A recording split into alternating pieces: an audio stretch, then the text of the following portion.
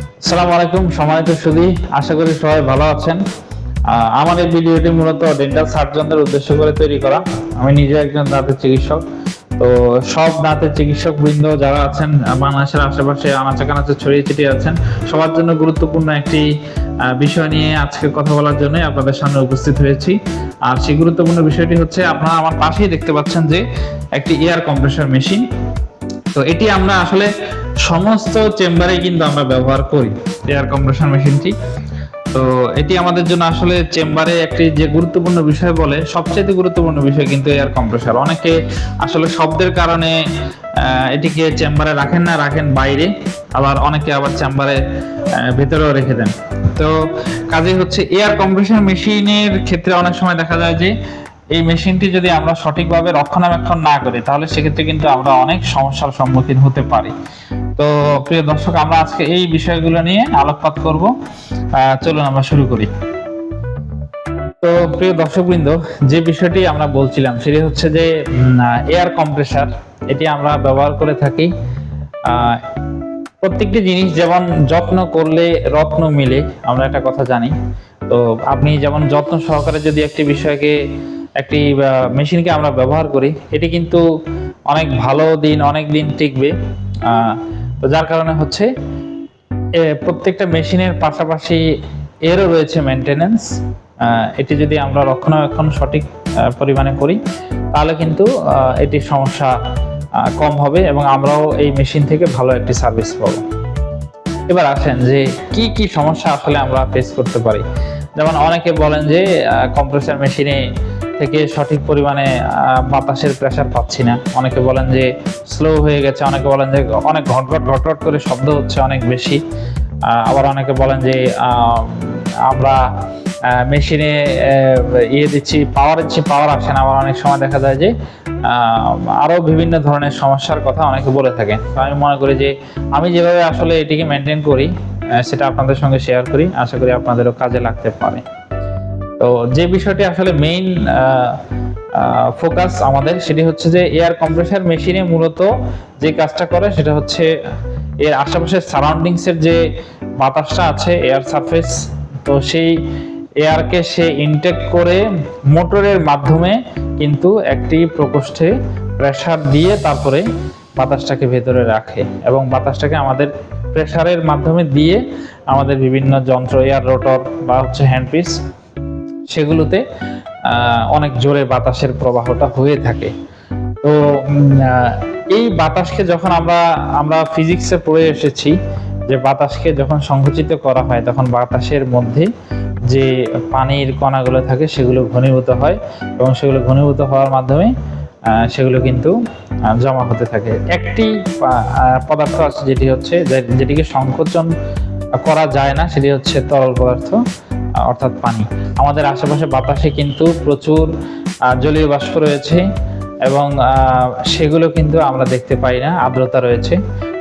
যখন এয়ার কম্প্রেসরের মধ্যে বাতাস সহ জলীয় বাষ্প সহ সবকিছু ঢুকে, তখন কিন্তু সেগুলো ঘনীভূত হয়ে যায় এবং ভিতরে অনেক পানি জমে। যার কারণে হচ্ছে যখন কম্প্রেসরের একটি স্বাভাবিক যে আয়তন রয়েছে সেটির মধ্যে যখন পানি জায়গা করে নিবে, তখন কিন্তু কম্প্রেসর সঠিক পরিমাণে কাজ করতে পারবে না। তো যার জন্য হচ্ছে প্রতি 3 মাস বলেন অথবা 4 মাস বলেন, এটা আপনার ব্যবহারের উপর, আপনি একটি কম্প্রেসর দিয়ে কতটি চেয়ার চালাচ্ছেন, একটি কম্প্রেসর দিয়ে কতক্ষণ চালাচ্ছেন, এসব কিছুর উপর নির্ভর করে আপনি কম্প্রেসরটি কয় মাস পর পর পানিগুলো বের করে ফেলবেন সেটা নির্ভর করবে। তো এছাড়াও হচ্ছে কম্প্রেসরটি আপনি চেম্বার শুরুর সময় চালু করলেন এবং চেম্বার থেকে যখন চলে গেলেন তখন বাতাসটা বের করে দিলেন, এভাবেও অনেক সময় কিন্তু কম্প্রেসর ভালো থাকে। কিন্তু কম্প্রেসরে যদি সার্বক্ষণিক আপনি বাতাস দিয়ে ধরে রাখেন, সেক্ষেত্রে কিন্তু কম্প্রেসরের কার্যক্ষমতা ধীরে ধীরে কমতে থাকে। তো কাজেই যখন আপনি চেম্বার শুরু করলেন, তখন কম্প্রেসরের প্রেসার ঠিক থাকলো কিনা, ঠিক আছে কিনা, সেগুলো আপনি দেখে নিলেন এবং যখন চেম্বার শেষ করে চলে যাবেন, তখন কম্প্রেসরটি সমস্ত বাতাস ছেড়ে দিয়ে তারপরে আপনি চলে গেলেন। এটি একটি আলাদা লাইন করে ফেলতে পারেন। আর আরেকটি বিষয় সেটি হচ্ছে যে কম্প্রেসরের ভেতরকার পানি অবশ্যই আপনাকে দেখতে হবে, সেটি 2 মাস পরে হোক অথবা 3 মাস পরে হোক অথবা 4 মাস পরে হোক, আপনাকে এই পানিটা পরিবর্তন করে আপনাকে পুরো কম্প্রেসারটাকে ফাঁকা করে ফেলতে হবে, তারপরেই আপনি কম্প্রেসারটাকে আবার ব্যবহার করবেন।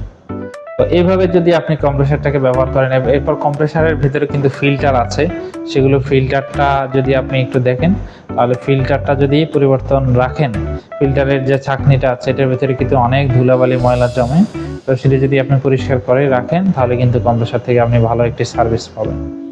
তো এই সমস্ত বিষয়, এছাড়াও কম্প্রেসারের ইলেকট্রিক লাইন যদি আপনি সঠিকভাবে সংযোগ করেন, সঠিক জায়গায় রাখেন, এবং কম্প্রেসারে চলমান অবস্থায় যদি এটি ভাইব্রেশন কম করে বা এমন একটি জায়গায় রাখেন যেটি শক অ্যাবজর্বিং কিছু দিয়ে রাখেন এর নিচে, তখন কিন্তু এটি অনেক ভালো সার্ভিস দেবে। এই বিষয়গুলো লক্ষ্য রাখলে কিন্তু আমরা কম্প্রেসার থেকে ভালো একটি সার্ভিস পাবো। তো আজকে আমরা আমাদের কম্প্রেসারটি আবার সার্ভিস করছি, মানে আমরা পানিটা বের করে দিব কম্প্রেসারের, আমরা দেখবো যে কতটুকু পানি আসে বা আদৌ পানি জমেছে কিনা আমরা একটু দেখবো সেখান থেকে, এবং পানিগুলো বের করে দিই, যদি জমা থাকে অবশ্যই বের করে দিতে হবে, তা না হলে কিন্তু কম্প্রেসারটি তার কার্যক্ষমতা কমে আসবে এবং আমরা কম্প্রেসার থেকে যে পরিমাণ আশানুরূপ বাতাসের প্রেসার আমরা আশা করি সেটা আসলে পাবো না, কম্প্রেসার কম কাজ করবে।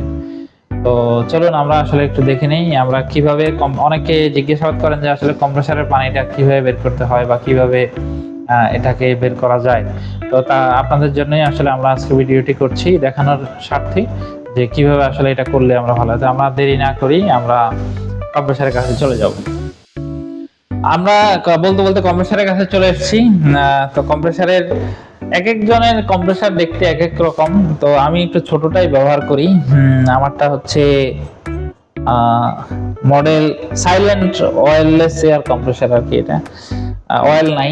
অনেকে কম্প্রেসারের ক্ষেত্রে কিন্তু একটা জিনিস অনেকে ভুল করে ফেলেন, সেটি হচ্ছে যে কম্প্রেসারের অয়েল ফ্রি কিনা এটা একটু দেখে নিতে হবে। যদি আপনি অয়েল ফ্রি কম্প্রেসার ব্যবহার করেন তাহলে কিন্তু ফিলিং এর ক্ষেত্রে আপনি খুব ভালো একটা পাবেন, উপকারিতা পাবেন। কারণ অয়েল ফ্রি হলে সেক্ষেত্রে কোনো তেল, মানে কম্প্রেসারের ভিতরে যে তেলটা থাকে সেটা আপনার লাইনে প্রবাহিত হবে না, ফিলিং ছুটবে না। তো এখন কম্প্রেসারের ভিতরে কিছু বাতাস আছে, আমরা কিছু বাতাস, মানে যেই প্রেসারটা কম্প্রেসারের ভিতরে ছিল সেটা আমরা বের করে দিব। সেটা বের করলে অনেক শব্দ হবে, আমরা একটু স্কিপ করব। বের করে কিছু বাতাস আমরা কম্প্রেসারের ভিতরে রাখবো। তারপর আমরা একটু যেহেতু কম্প্রেসারের ইয়েটা নিচের দিকে থাকে, যেখানে আমরা পানিটার লাইনটা থাকে নিচের দিকে, আমরা একটু চেয়ারে উঠিয়ে রাখবো। আমার চেয়ারে উঠানোর পরে তারপর হচ্ছে একটু এই দিকের লাইনটাকে আমরা একটু এদিকে কাট করে রাখবো, কাট করে রাখলে পানিটা এদিকে জমা হবে। তো আমরা এই যে এখানে একটা কালো পাইপ দেয় নিচে, তো এখানে একটা নাটের মতো আছে, জাস্ট এটা ঘুরালেই কিন্তু আমার এখানে ভিতরের পানিটা বের হয়ে যাবে। আমরা একটা রাখলাম নিচে, বালতি ছিল, বালতি থাকতে ভালো হয়। জাস্ট আমরা এই নাটটা ঘুরালে এই যে আমাদের ভিতরে কিন্তু অনেক পানি জমে আছে, এদিকে কাট করে একটু, এই যে ভিতর থেকে পানির মতো বের হচ্ছে কিছু। এই যে এখন কিন্তু আমার কম্প্রেসারের ভিতরে যে জমা পানিটা আছে সেটা কিন্তু বের হয়ে যাচ্ছে, এবং আমরা দেখতে পাচ্ছি যে কম্প্রেসারের ভিতরে বেশ পানি জমেছে। এটা জমে কারণ বাতাসের সাথে যে জলীয় বাষ্পগুলো থাকে সেগুলো সংকুচিত হয়ে ঘনীভূত হয়ে কিন্তু আমার কম্প্রেসারের ভিতরে জমে যায়।